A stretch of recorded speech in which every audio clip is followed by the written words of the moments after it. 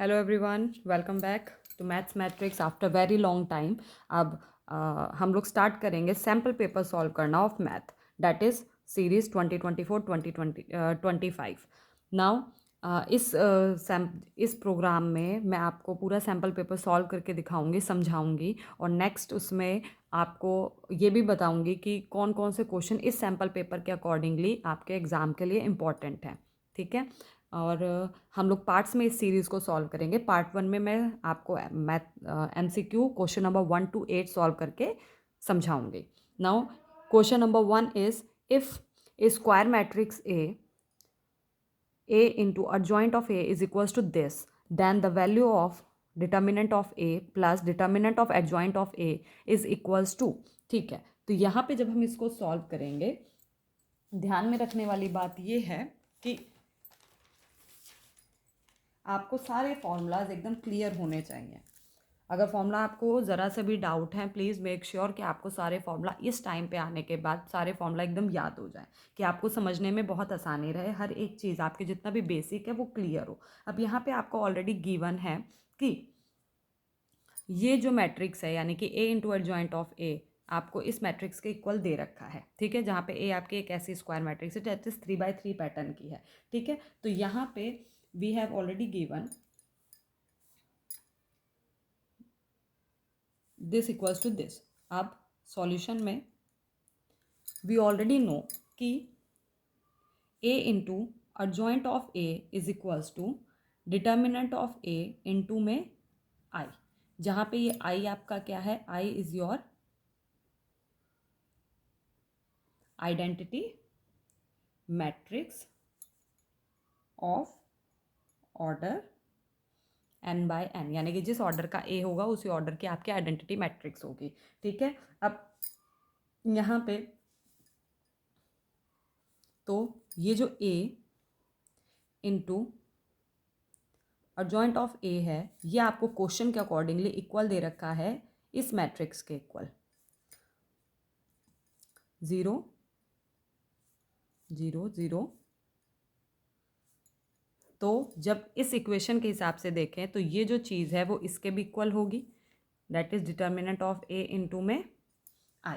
ठीक है, अब अगर यहाँ पे हम देखें तो उसके हिसाब से अगर हम चेक करें कि डिटर्मिनेंट ऑफ A की वैल्यू हमको यहाँ से क्या मिल जाएगी, 2025, जब हम इस मैट्रिक्स को सॉल्व करेंगे। ठीक है, मैट्रिक्स को सॉल्व करने का तरीका आपको पता ही है कि अगर हम ये वाला नंबर ले रहे हैं, इसकी सीरीज़ लेंगे, इसको इससे मल्टीप्लाई करेंगे, इंटू में 0। ठीक है, पूरा वो पैटर्न आपका पता ही है। तो यहाँ पे डिटर्मिनेंट ऑफ हमारे पास आ गया 2025। ठीक है, एंड लास्ट आपको क्या पता है कि determinant of adjoint of A is equals to determinant of A to the power n-1, जहाँ पे n आपका क्या होता है, ऑर्डर होता है स्क्वायर मैट्रिक्स का, और यहाँ पे ऑर्डर हमारा कैसा दे रखा है, 3/3 का ऑर्डर दे रखा है। तो it is equals to determinant of A 3-1, तो इसकी वैल्यू क्या हो जाएगी, 3-1 विच इज़ इक्वल्स टू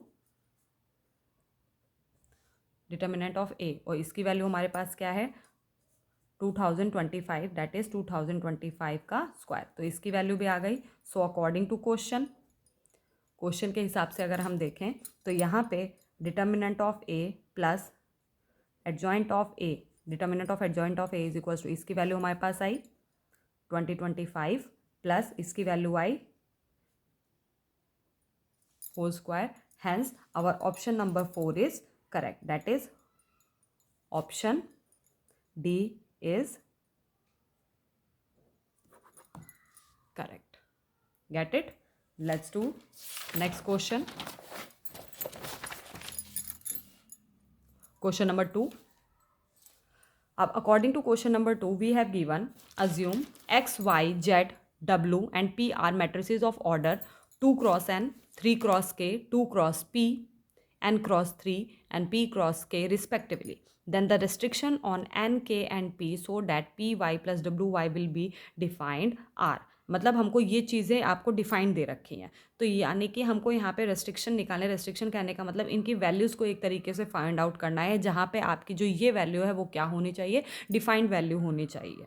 ठीक है, तो अगर हम इसके हिसाब से देखें तो सबसे पहले इसका solution, order of P, P का आपको ऑर्डर कितना दे रखा है, पी का ऑर्डर आपके पास है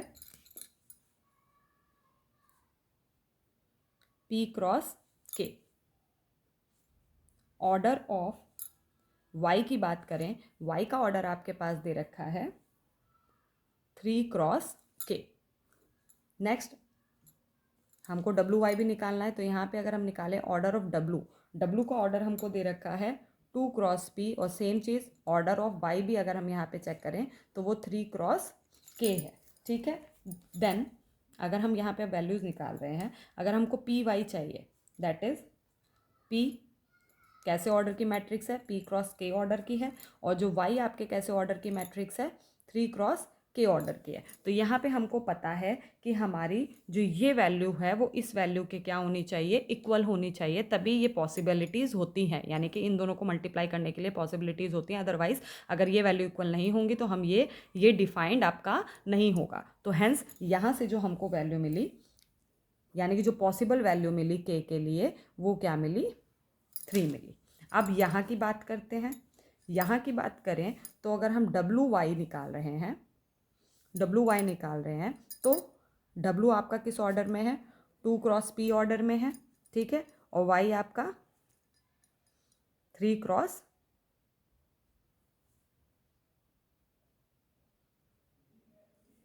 डब्ल्यू आपका डब्ल्यू आपका है एन क्रॉस 3 ऑर्डर में है। Order of W is an cross 3। ठीक है, तो एन क्रॉस 3 एंड 3 क्रॉस के। अब यहाँ पे आप देख सकते हैं कि ये ऑर्डर ऑलरेडी इक्वल है, यानी कि 3 इक्वल्स टू 3 आपको पहले से ही दे रखा है। ठीक है, तो यहाँ से जो आपको मिला, तो यानी कि डब्ल्यू वाई आपका किस ऑर्डर में आ गया, it must be of N cross N order में, ये आपको ऑलरेडी मिल गया है। ठीक है,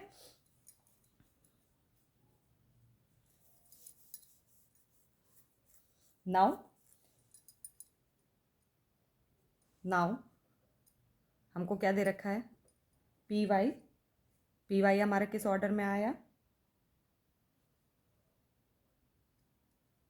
पी क्रॉस के ऑर्डर में, प्लस डब्ल्यू वाई हमारा पास आया एन क्रॉस के ऑर्डर में।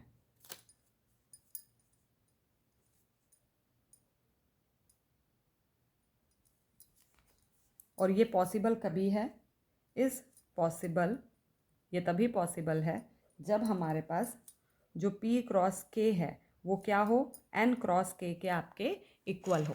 ठीक है, यानी कि जो ये चीज़ है ये तभी पॉसिबल है जब P cross K is equals to N cross K हो। तो यहाँ से हमारे पास जो P की वैल्यू आई वो किसके इक्वल हुई, N के equal, that is P is equals to N, और जो K की वैल्यू है वो हमारे पास क्या आई, K इज इक्वल्स टू 3 आया। ठीक है, यानी कि जो ये N क्रॉस के था ये 3 क्रॉस के आपका हम लिख सकते हैं। तो P must be equals to जो K था वो आपका 3 हुआ, और P is equals to N, K is equals to 3। Hence इसके हिसाब से अगर हम देखें तो option A is correct. Let's do question number 3।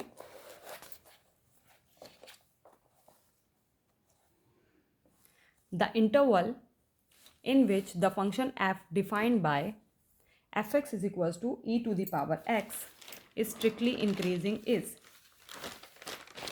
अब हमको पता है कि इसमें हमको करने के लिए we need to find the derivative of F x.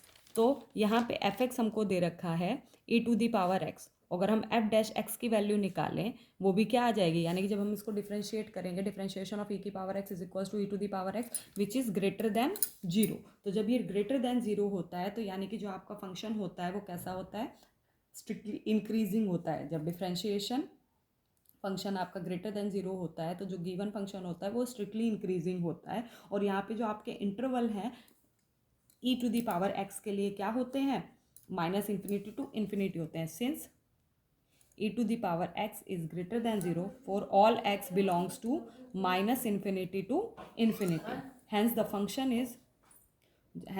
function fx equals to e to the power x is strictly increasing on the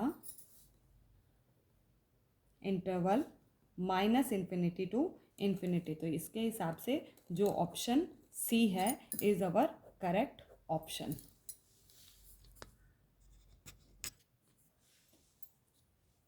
now let's do question number 4। आपको यहाँ पे if A and B are non singular matrices of same order with determinant A is equal to 5 then determinant B transpose A B square is. हमको इसकी वैल्यू निकालनी है। तो आपको गिवन है determinant of A equals to 5, ठीक है, and we need to find determinant B transpose A B whole square की वैल्यू क्या होगी। That is we need to find B inverse, sorry, we need to find b inverse ab whole square। तो अगर हम b inverse into B into A square, B inverse से b cancel हो जाएगा आपका, ओनली यू विल गेट ये, यानी कि it will equals to identity matrix and a whole square and something into identity matrix, आपको दोबारा से वही मैट्रिक्स मिलती है तो a का होल स्क्वायर। तो हैंस a की वैल्यू ऑलरेडी आपको 5 दे रखी है which is equals to 5 square. Hence option number B is option B is your answer. Thank you for the video. आज के लिए खैर इतना ही। मैंने कहा था कि क्वेश्चन 8 तक समझाऊंगी, बट आगे के जो बाकी के क्वेश्चन हैं वो नेक्स्ट सीरीज़ में समझाती हूँ। Thank you so much. Have a nice day.